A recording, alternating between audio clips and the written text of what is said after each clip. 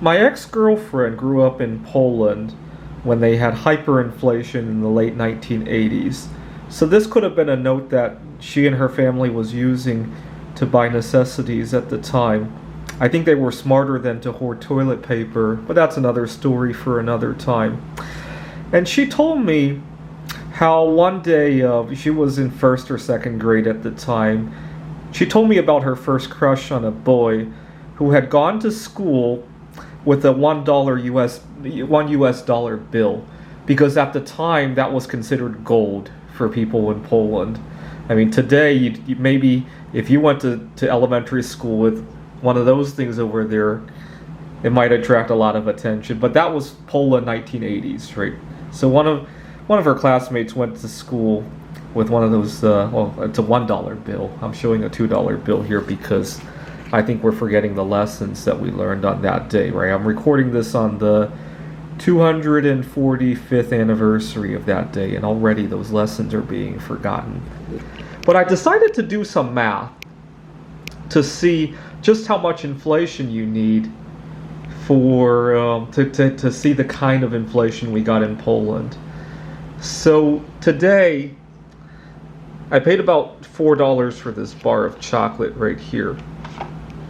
And so, in a few more years, let's say in 10 more years, it's going to cost me 20,000 US dollars to buy that same bar of chocolate at a factor of 5,000x inflation, right?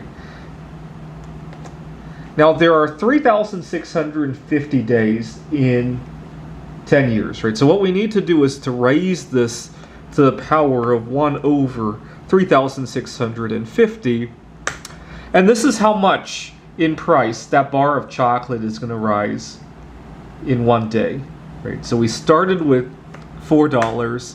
So tomorrow the bar of chocolate's not even go up to 401, right? Now think about it.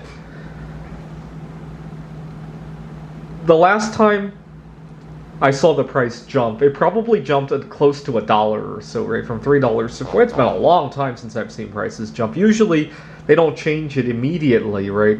It would cost a lot more than it's worth tomorrow for the grocery stores all around the country to raise the price of that bar of chocolate by 1 cent, right? What you'll probably see is every time sometimes they shrink the packages as well. Sometimes they raise the prices as well. More egregiously, sometimes they substitute ingredients, right? Fortunately, this is just baking chocolate, so it doesn't happen. But for something like, it's not unusual for it to happen to something like this, right? You got a can of baby clams, and I try not to get too attached to processed foods or canned foods like that, because sometimes they change the ingredients, and I have dietary restrictions and I just can't have it anymore. And it used to be a big letdown to me, but lately I've been trying to take a positive attitude, and maybe I need to try other foods anyway. I can live with that. Anyway, so if you're trying to worry about it, if you're looking at prices and you're saying there's no inflation, it doesn't take very much. It's a very cumulative effect, right? Even in Poland, when they started to have 20,000 Polish zloty, it's not like people had to be paid every minute of the day when at their jobs, right? They were still being paid once a day, or maybe even once every 2 days, right? I remember toward the end of the hyperinflation, it was speeding up, right? My ex-girlfriend said that her parents would often buy cigarettes. Now, none of them smoked, but they would buy cigarettes to barter with other people, right? But even then, they were getting paid once every 2 days, right? Anyways, I thought I would point out that very low rates of inflation could eventually lead to the collapse of currency.